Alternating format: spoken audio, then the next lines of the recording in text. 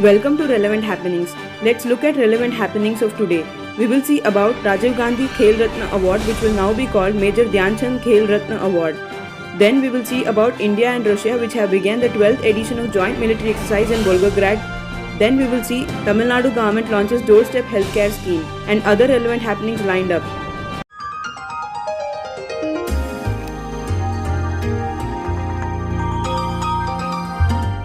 The highest sporting honour in the country, which was named after the former Prime Minister of India, Rajiv Gandhi, has been renamed in the honour of hockey wizard Dhyan Chand.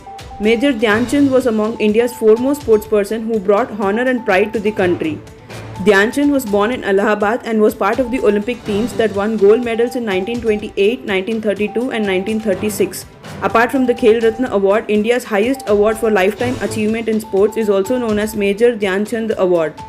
The National Stadium in Delhi was also renamed in 2002 as Dhyan Chand National Stadium. Talking about the Rajiv Gandhi Khel Ratna Award, it was instituted in 1991-92 and was named after the former Prime Minister of India, Rajiv Gandhi. The first recipient of the Khel Ratna Award was Chess Master Vishwanathan Anand.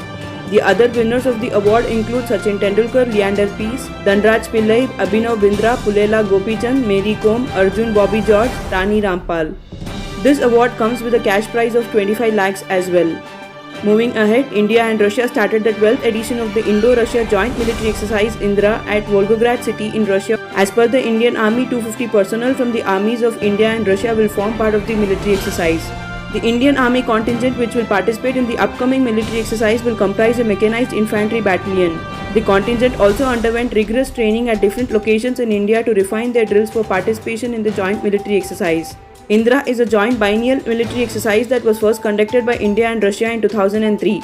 The military exercise is aimed to boost the cooperation and interoperability between the Indian and the Russian navies. It involves live firing drills as well as air defense and anti-submarine operations. Additionally, terrorism, counter-piracy and drug smuggling operations are also carried out in the exercise. Moving ahead, Tamil Nadu government launches doorstep healthcare scheme. The Chief Minister of Tamil Nadu launched the Makkalai Thedi Maruthuvam, which means Healthcare Services at People's Doorstep scheme in Krishnagiri, Tamil Nadu. This state government launched a scheme aims at eliminating the need for patients to visit hospitals for the treatment of non-communicable diseases. The program by Tamil Nadu government will focus on community-based interventions in order to improve disease control in the state. One of the important features of the project will be that every listed beneficiary under the scheme will be brought under the Population Health Registry, which will form the common denominator to ensure continuous monitoring and the follow-up of the patients. The doorstep healthcare scheme in Tamil Nadu will be expanded to other parts of the state as well by the end of 2021. A total of Rs 242 crores have been allocated for the scheme. It is expected that 1 crore people from 30 lakh families will be benefited from the healthcare scheme this year. The scheme will offer a comprehensive set of healthcare services in order to ensure a continuity of care and sustainability of all the services. Moving ahead, Germany becomes 5th country to sign International Solar Alliance Framework Agreement. The International Solar Alliance is an alliance of 121 countries initiated by India, most of them being sunshine countries, which lie either completely or partly between the Tropic of Cancer and the Tropic of Capricorn. It is headquartered at Gurugram and alliance was founded on 30th November 2015. Moving ahead, Jaipur-based company has developed a robot for drainage cleaning with aim to eliminate manual scavenging. It is also the world's first solar-equipped robot that is capable of eliminating the practice of manual scavenging.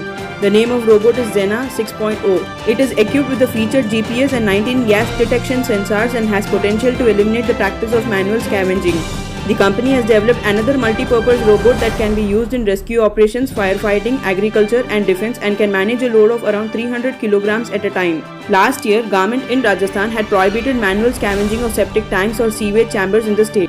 The Rajasthan government had directed officials concerned to ensure that septic tanks or sewage chambers are cleaned using machines. Hence, using technology to eliminate social evil is a good step.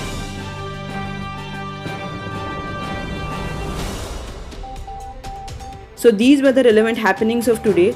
Hope you liked the initiative. If you find the video as relevant as the happenings, kindly like, share and subscribe to our channel. Thank you.